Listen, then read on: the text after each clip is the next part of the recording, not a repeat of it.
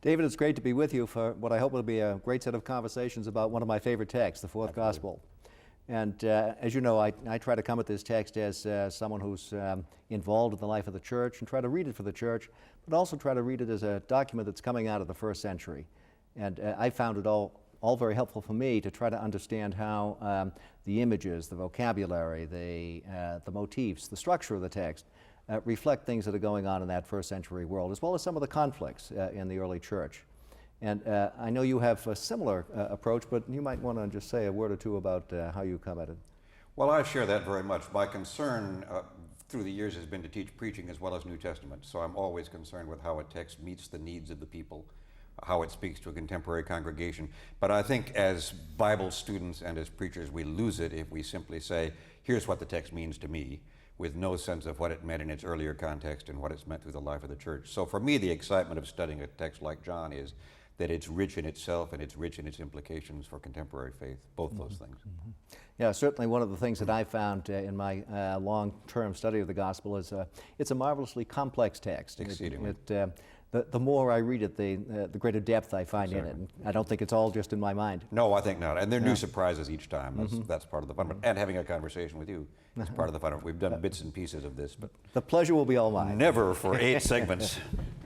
So let's begin with the prologue of the gospel. I think lots of people are familiar with it. In the beginning was the Word, and the Word was with God, and the Word was God. And it goes on in that vein for about 18 verses. And this is a marvelously poetic text, I found. And some aspects of it are technical poetry in the way we think about it in Hebrew Bible terms.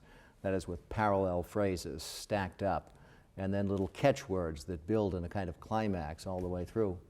So it has a poetic quality to it that invites you into the text in ways that other Gospels don't. It's sort of making a statement about this text, that it is a work of literature in a way that seems to be a little more sophisticated than some of the other texts.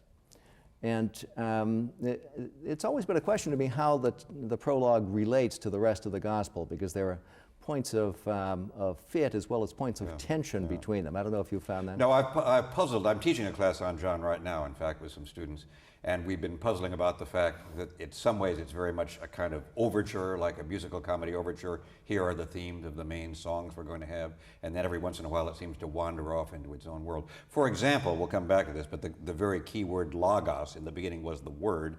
You'd think that that is a word that we'd recur time after time after time. And it doesn't, to the extent that one might think, if that's the very key word of the text. But I do think the images that are there, I think the sense of conflict between believers and unbelievers that's already there, the promise of Christ as being God's great gift to humankind, those themes, I think, begin and emerge and stay through the whole gospel.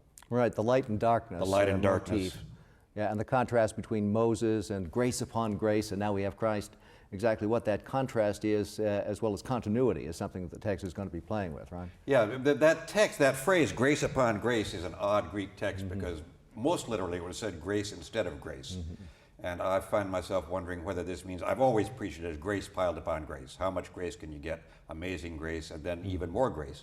I've wondered sometimes whether it's saying the gift of Jesus is even more important than the gift of Moses, so it's a substitute grace, not just an added grace. I don't know if you've puzzled about that. Well, I've wrestled with that a lot, and one of the things that we'll be bumping up against throughout our conversations on the Fourth Gospel is this tension between its affirmation of the Jewish tradition, the biblical tradition, and the polemical elements in it. Very strong. It has some rather nasty things to say about those who reject Jesus and labels them as the Jews. And we'll have to think a little bit about how that language is developing.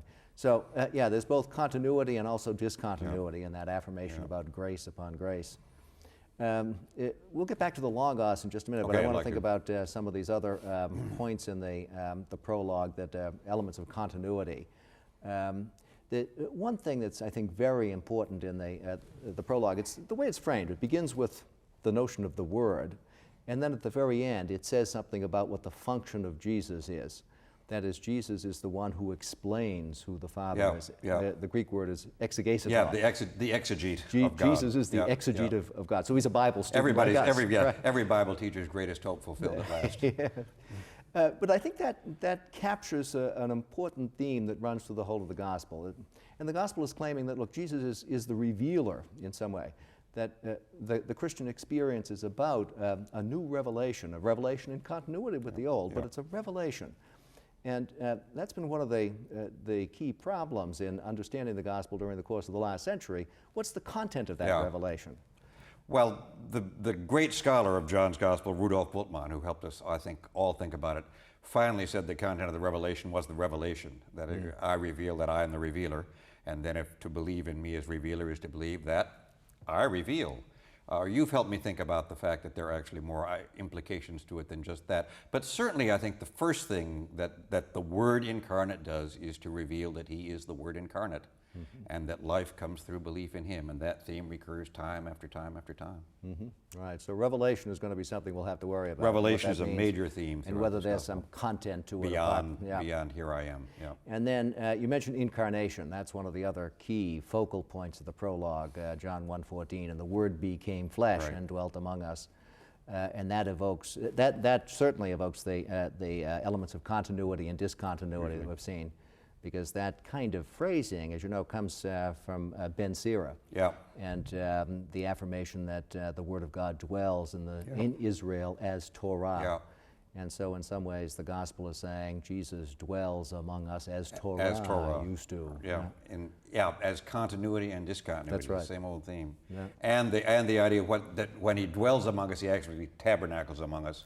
So like the Shekinah for the people of Israel, it does become God's glory present in human form, I think. Right, that word is very important. As Skano said, He pitched His tent among us. Sometimes that's lost in translation, but it's certainly important. And then the notion of incarnation, too, that raises another major issue in the gospel. There's one famous New Testament scholar of the 20th century who said that Jesus is portrayed in this gospel as a God walking above the earth, right? I heard him say it. Those were the Schaeffer lectures at Yale. Yes. Right, Hans Kaseman. And his contention really was that the gospel is almost docetic. Yeah. It almost so emphasizes the deity of Jesus that you forget He's a human being. And a number of people have reacted against that and looked to that particular verse, the Word became flesh. Right. And have insisted that what we get in the fourth gospel really is a very fleshy Jesus. I don't know how that's one of my great puzzles. I've heard the debate that whether it's the stress, He beheld His glory, that's Kasemann's line. The heart of it is the glory barely incarnate. And it's just enough flesh so that the glory doesn't totally blind us by its gloriness. But not enough flesh to make Jesus fully human. And there are moments, we'll get to the Passion narrative, there are moments in the Passion narrative where Jesus does not seem as human, as bereft, as pained as He does in the Synoptic Gospels. On the other side, He weeps, He has friends, He relates to people, He cares, He gets angry. He gets angry. So I think Kaseman overstated the case. The case, however, is this is not the same Jesus we'd know if we had only Matthew, Mark, and Luke. Something new has come here, and I think the prologue gives us some clues to what's the difference about that. Yeah, you raise another fascinating issue, the relationship between the fourth gospel and the Synoptic Gospels, because on the surface it looks so very different. Exactly. The voice of Jesus is so different. He gives these long discourses. Huge speeches. Sounds like Woody Allen in the Gospel of Mark, and he sounds like one of us in Professor. I was going to go to that first. It's the second thing first, and said he sounded like us. But Woody Allen's good. Let's go with that. So there's that difference. There's a similarity in the overall structure, but a lengthier time when Jesus is among us. Longer speeches. Miracles are always the occasion for sermons. People don't just jump up and down and say wonderful as they do in the Synoptics. Different sense of the Passion. Right. Well, that's an important one. We want to get back to that. And then there are some episodes that are seemingly displaced. The cleansing of the temple. In the Synoptics, it takes place toward the end of the account. In John, it takes place right at the beginning. Right at the very beginning of ministry. So will the real proper sequence stand up? Exactly. Very difficult. Glory, you mentioned, that's another one of these themes that's announced in the gospel, in the prologue to the gospel, and then runs all the way through. And we'll have to come back and try to unpack that, especially when we come to the Passion and Resurrection accounts. And it'll be tied in with this issue of Christology. One other thing that I wanted to mention on the Christological issue, we so often think of the prologue and its affirmation about the incarnation of Jesus, and do so in the light of our reading of the other Gospels, especially Matthew and Luke. Very much so. So we think of the incarnation as focusing on the birth of Jesus. But it's interesting in the fourth Not gospel, no birth story. no birth story. In some ways, the most interesting thing to be said about the prologue is it's so different from any other starting, that Jesus begins at the beginning of time and then comes on the scene as a full-grown man with not this transitional Matthew and Luke stuff. No, I think it's absolutely right. Also, the other light we look back at it on is the full-flown church council decisions of the 4th and 3rd century about what incarnation is, and John doesn't yet know about the two natures or substance or all those things in which this later gets perhaps properly interpreted. But I think we sometimes load more metaphysics onto it than he's ready to carry. Yeah, certainly John was a foundational document for all of Hugely. those 4th and 5th century Christological and Trinitarian theologians. But they're reading They're of their reading own, something back out of their own issue. controversy. Right, right. So we have to abstract from that just a little think bit. so. It is important, though, to understand something about this notion of the Logos. Yeah, I'd and love to hear your where thoughts on that that. is coming from. One of the ways in which I try to think about the dynamics of the prologue is that it is coming out of that wisdom tradition that begins in the book of Proverbs and talks about the wisdom as the handmaid of God and the helpmeet of God there from the moment of creation, taking delight in the children of men. And then picked up in Ben Sira that we already mentioned, where wisdom comes into Torah. And then also in the Wisdom of Solomon, written probably into the 1st century BC or 1st century AD, that gives a kind of Greek twist to the same notion and talks about wisdom as that in which there is a pneuma, a spirit, and it pervades all things and comes into the souls of men in every generation and makes them friends of God and prophets. So we have this long tradition about thinking of the wisdom, the Spirit of God. And then that's picked up in a very interesting guy, Philo of Alexandria, a Jewish interpreter of Scripture, someone trained in Greek philosophy as well as Scripture. And he calls this Sophia, this wisdom, Logos, the word. Yeah. And something of that background, I think, is going on in John. I don't know, do you I see think it the same absolutely. way? Do you think, I puzzle about whether Philo is the link. My theory of the year, which is just because we have to have theories of the year or we could have to stop talking about this stuff. My theory of the year is that this is deeply, deeply influenced by the Sophia, the wisdom speculation, and that John has that as his background, the sense that this creative power was with God from the beginning and provides the blueprint by which God creates the world, and that the miracle in Jesus is that divine wisdom is now present among us. But he's got a problem, and you're going to shoot this down, and I've got to go back and take it back with my whole class. The problem is that he knows this incarnate person was not, as Sophia usually is, female incarnate, but male incarnate. So he tries to find a good male noun to get across the same idea, and voila, Logos, male. Right. Well, in that, I think you're right. Oh, good. And it's worth exploring because it also opens up another dimension of thinking about this text, and that's the way in which it uses gender categories. Yeah. And here, at least, the evangelist is anticipated by Philo, who has a similar, Very much so. similar set of issues. He doesn't want to affirm the femininity of God because it it's not compatible Doesn't with fit his his Greek. Jewish, well, Jewish his Greek, either is, yeah. either one. Okay. It's probably a longer and more respectable tradition in the Jewish world to think about that dimension of God. Fair as enough, than feminine. in the Greek. But in the Greek world, where there's a strict hierarchy of genders, Yeah, fair enough. God has to be masculine, cannot or be the female. spiritual has to be masculine or ungendered. Yeah. So there's a lot of gender play going on here. And John is aware of this, I'm sure, because women play a very important role in the fourth gospel. Yes, they do. And we're going to be bumping up against a couple of them, the Samaritan woman at the well. Mary Magdalene. Mary Magdalene. Martha. Yeah. And I know some contemporary critics are divided over this. Are they playing a significant role that affirms Very much divided. their value, or is it something rather along the lines of what you have sketched? So subordinate. Bias. Yeah, right. Right.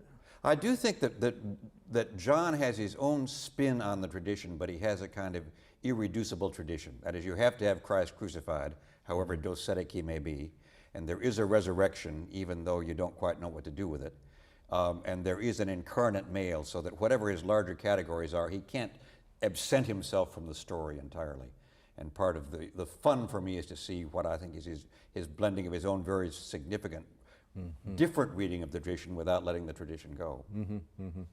Yeah, one of the notions that I've used, I think you're quite right on that. He's bound in some ways by the story, but also treats it very independently. Very independently, He strikingly has his independently. own mind. Yeah. And that gets back to that technical issue of whether John is using the synoptic gospels, Right.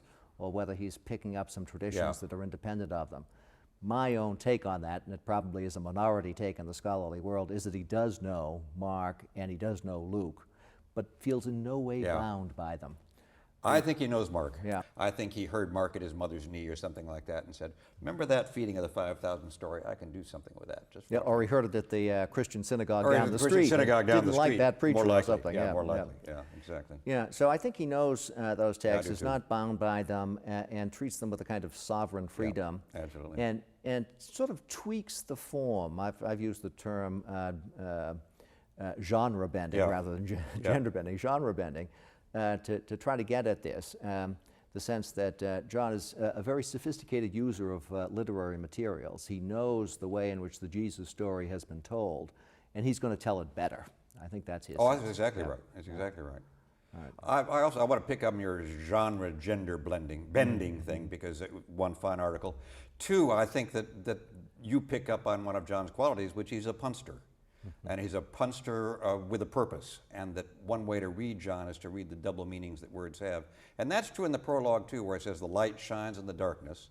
And then the Greek word can mean the darkness has not understood it, or it can mean the darkness has not overcome it. And lots of ink is spilled about which does he mean, and I think he means both.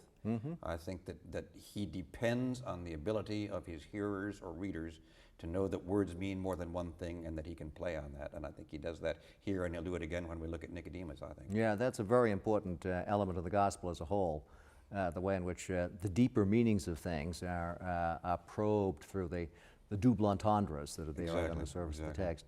And that it raises the larger strategy of the text of dealing with irony.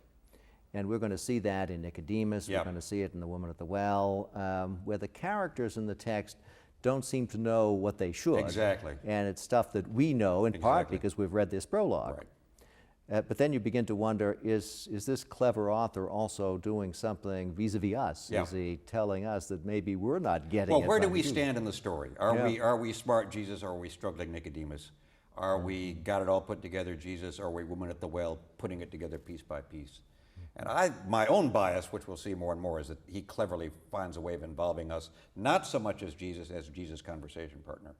That in those dialogues we follow along with the other person to try to find out who Jesus is. I need to push you on the NRK business. Clearly an echo of Genesis. In the beginning. Now it's not in the beginning God, now it's in the beginning the Word. This word is, and the Greek is a little odd because we make it in the word was God. It actually says God was the Word, and it doesn't directly say that the Word was with God. One of my friends gave me the Tyndale translation last week, and Tyndale, one of the first people to translate this into English in the 14th century, says the Word was at God, which doesn't work very well in modern English, but is closer in some ways to the way the Greek works than are with God. What's going on here? What's the claim about Jesus' eternal status that's being made in this prologue? Because I think that's important for how we understand his humanity too. Yeah, just to emphasize those couple of syntactical or semantic elements that you were pointing to, the first two words NRK don't really translate as in the beginning. Right. But it's precisely the same way in which the book of Genesis Exactly, opens, at the which beginning. is a literal translation of the Hebrew, Bereshit. Exactly. Okay? And then the preposition in the Logos was prostontheon. It's a word that means toward. Yeah, It exactly. almost suggests a kind of dynamic relationship, Yeah. which is interesting in terms of one of the possible backgrounds of all of this. Let me go back to that, Sure. and that might help Absolutely. try to unpack what kind of affirmation is being made here. I want to go back to Philo and to the wisdom of Solomon, because I think they point us in the direction that we need to go in order to understand what this Logos is all about. Logos, or word language, is stuff that was common in Greek philosophy since the pre-Socratic, since Heraclitus. Heraclitus talked about the kind of rationality, the kind of mysterious rationality that was inherent in all things and governed all things, that held things that were opposites in some sort of tense of unity. Stoics, who were a major stream of Greek philosophers in the Hellenistic period from the 4th century on, picked up on this language, and they used it to describe the kind of fundamental principle that holds all things together. Yeah. The best way of understanding Stoicism, I like to tell my students, is to remember the Star Wars movies and the notion of the Force. The Force be with you. That was the Force. That's right. The Force is with you. Right. The Stoics had a notion that the world that we inhabit is a uniform materialist world that had two dimensions, an active and a passive. We might, in contemporary physical terms, think of matter and energy. So their energetic, rational force, they called God. And they said, this really holds all things together. Jews picked up on this. The wisdom of Solomon knows that notion. Philo knows it too. Very well, yeah. But he also links it with another notion, because Philo was a guy who brought together Platonic as well as Stoic traditions. And Plato, as you remember, had the notion that there's an ideal world that's quite separate from this world of phenomena, this material world that we live in and experience. And it's that ideal world that gives the meaning and rationality and coherence to the world in which we live. We know what we know because there are those ideas or forms out there. Plato always had the problem of how you made the connection between that ideal world and the material world. He also had another problem, that in his myth of creation, he has a god figure, the demiurge, who looks at these ideas and tries to get them into the world of matter. So there's something above God in Plato's world. Right. Philo comes along, first century philosophical Jewish exegete. He wants to read his Genesis in a way that is compatible with contemporary philosophical and scientific theories, and he knows there are problems in doing so, so he blends them all together. And he blends Plato and the Stoics and solves Plato's first problem by putting the ideas in the mind of his God. And then saying that when God speaks, as he does in Genesis, he utters his word which was originally in his mind as thought. And when he does so, rationality and meaning and truth are given to this universe. That's the Logos. That, I think, is the world that our evangelist is evoking. That's good. In talking about who Jesus is and was. And I think we can be sure that that's the case because Christian theologians in the 2nd century picked up this language of the Logos and tried to use it to articulate how it is that Jesus is somehow with God from all eternity and a human being at the same time. And they picked up the Stoic notions of the thoughts in the mind of God being expressed as God's speech in his creative act. So I think that's the ultimate background. That, of course, introduces another interesting tension in this text that was there in the Jewish world of which John is a product. Tension between the universal and the particular. Right? If God is there through God's reason and love and grace in all of the world, then why is it necessary for him to be in the Torah, in Israel, or in Jesus? Or in Jesus. Let me come back to that. I just want to circle back to the Philonic and the Logos. That's all very rich and very helpful. I also think that if this is written for an audience that knows something of Hebrew Scripture, that there are just a couple of kind of obvious things that come to mind to them that we may miss. As you said, NRK echoes the way they heard the Genesis story. If I'm sitting down in church or in a conversation and somebody says, Bereshit, NRK, in the beginning, I begin to think, in the beginning, God, and what we get is, in the beginning, Logos, which is both an echo and a correction. And the other thing is, as you quite rightly pointed out, if you look at the Genesis story, the first thing that God does is to speak, davar. So to say that in the beginning was the Word is to say all the things about Logos and Philo. It's also to say, if you just read the story, you'll notice the first thing that shows up next to God is this word, God speaks, let there be light. And there was light. So it's both a midrash on the text, I think, and a philosophical reading of it, and that's part of the richness of it. Now we come to the tough problem of how do you do the general and the specific. And one place that comes to bear is in the midst of this long, beautiful poetic introduction, the people who try to kind of parse out the poetry from the editing suggest that the place where John the Evangelist comes and fixes the poem is about John the Baptist. And you suddenly have, in the midst of all this speculation about the way the world fits together, there was a man named John, sent from God, and suddenly we're landed in history and in a particular story. Right, there's a sense of paradox, and the sense of paradox is something that I think John also inherits from his philosophical as well as from perhaps his Jewish sapiential background. That is that truth can be expressed in its highest and most potent form when it doesn't seem to cohere at the level of surface meaning. And so the paradox of seeing the glory of God revealed in a dead body on a cross Huge. is part of this. So he embraces the particular. He embraces and pushes it to its logical extreme, if not beyond it. And I think in doing so, he's picking up an impulse that's there in lots of early Christian theology. And one of the things that I've often worried about is whether John knows Paul. I know.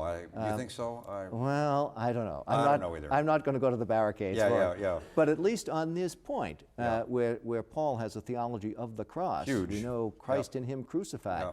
John does a similar kind of does thing in a narrative mode. He does do similar thing. So, the particularity is something that he does embrace and will force. No, I think that's a huge part of the paradox. I think part of the paradox is that eternity comes into time, that the general and particular are both true. When I talk to students about preaching, which is related to this in some ways, I say, don't talk to me in generalizations about the way God enters the world. Show it to me. Find a place where it comes incarnate. And long discussions about what's wrong with the world that say war, famine, plague, disaster are not nearly as impressive as I know a woman who lost her son. In the same way, I think that just dramatically speaking, poetically speaking, word language, logos language, light language, some point has to get pinned down to this particularity of the fleshly person who talks with the woman at the well, heals the blind man, gets crucified. The theological power almost demands a kind of particularity to be powerful. Right. That reminds me of your calling attention to that word pros and its dynamic relationship, and the way in which John, time after time, will talk about the encounters that Jesus has, and it's in those encounters that something significant emerges. No, absolutely. And the power of this gospel for me is that interesting combination which becomes so crucial to Christian theology, which is that the very God of very gods is yet, and how we use the waffle word somehow, present, let's say present, in the particularity of this man and of his story and of his relationships to other people. And that's still, after all the centuries, I think, an astonishing claim. Yes, indeed. One of the ways in which that happens, I think, is through the affirmation of the Spirit. Very much so. And how one is born of God. And that'll take us to our next story. Next story, which we'll come to soon. Yes, indeed.